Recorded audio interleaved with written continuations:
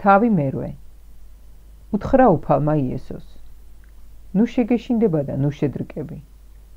თან წაიყვანე მთელი მეომარი ხალხი. ადექი და დაეცი ჰაღაის. იცოდე შენს ხელს ჩამიგდია ჰაღაის მეფე. მისი ხალხი, მისი ქალაქი და მისი ქვეყანა. ისე მოიქეცი ჰაღაის და მის მეფეს, როგორც იერიხონს და მის მეფეს მოიქეცი. ოღონდ ნადავლი და პირუტყვი წამოასხით თქვენთვის. ქალაქის უკან საფარი მოიწყეთ.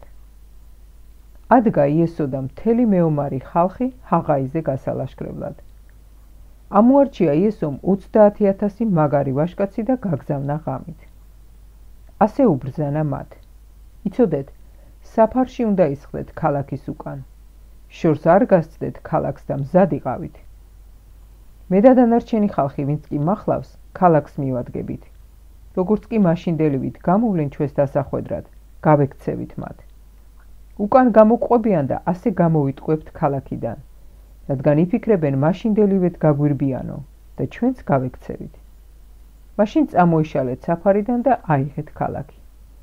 ხელში ჩაგაგდებინებთ მას უფალი თქვენი ღმერთი. როცა ქალაქს დაიკავებთ, ცეცხლი წაუკიდეთ ქალაქს. უფლის სიტყვისამებრ მოიქეცით, იცოდეთ მე გიბრძანებთ. გაგზავნა ისინი იესომ და წავიდნენ საფარში. ჩასხდნენ ბეთელსა და ჰაღაის შორის დასავლეთით. იესომ კი თავის ხალხთან გაათია ის ღამე. ადგა დილა ადრიანად იესო. დაათვალიერა ხალხი და ისრაელის უხუცესებთან ერთად ჰაღაისკენ წაუძღვა ხალხს. მეომრები, ვინც მას ახლდნენ, ავიდნენ, მიუახლოვდნენ და გაუსწორდნენ ქალაქს და დაიბანაკეს ჰაღაის ჩრდილოეთით. ხევი იყო მათსა და ჰაღაის შორის. გამოარჩია 5,000-მდე კაცი და ჩაასაფრა ბეთელსა და ჰაღაის შორის ქალაქის დასავლეთით. მოაწყო ხალხმა მთელი ბანაკი ქალაქის ჩრდილოეთით რომ იყო და მისი ქუსლი ქალაქის დასავლეთით მოაქცია. გავიდა იმ ღამით იესო შუაგულ ველზე. როგორც კი ეს დაინახა ჰაღაის მეფემ, სასწრაფოდ აიმართნენ ქალაქის მამაკაცები და გავიდნენ ისრაელის წინააღმდეგ საბრძოლველად ის და მთელი მისი ხალხი დათქმულ ადგილას დავაკებაზე. არ იცოდა თუ მტერი იყო ჩასაფრებული ქალაქის უკან.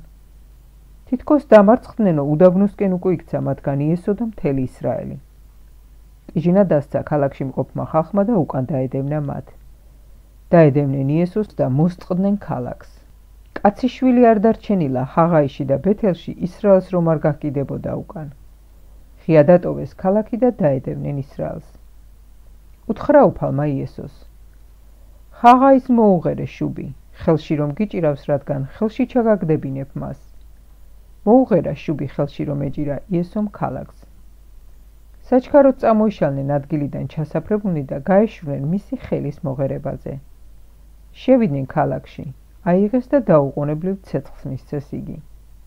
უკან მოიხედეს ჰაღაელებმა და დაინახეს, რომ კვამლი ასდიოდა ქალაქს.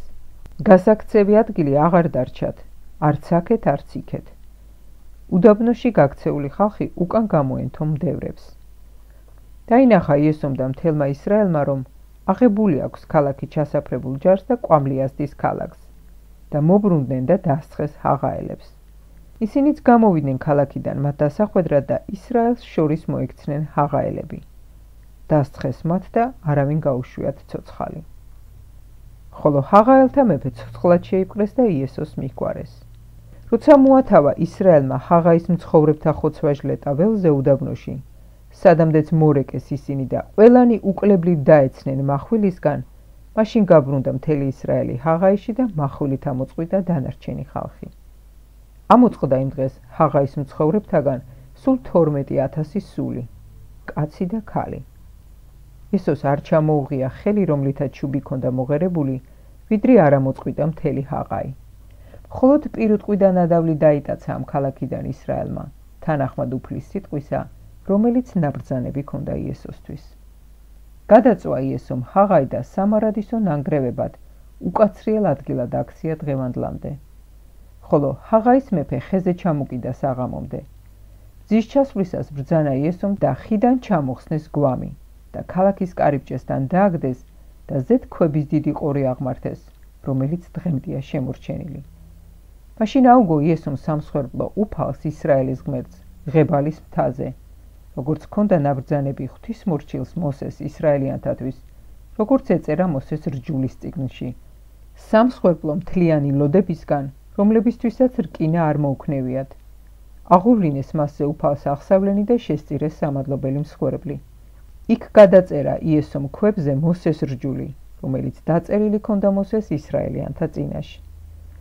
მთელი ისრაელი, მისი უხუცესობა, გამრიგენი და მისი მსაჯულები აქეთ-იქით ედგნენ კიდობანს ლევიანი მღვდლების უფლის აღთქმის კიდობნის მტვირთველთა საპირისპიროდ, როგორც მდგმურნი, ისე მკვიდრნი.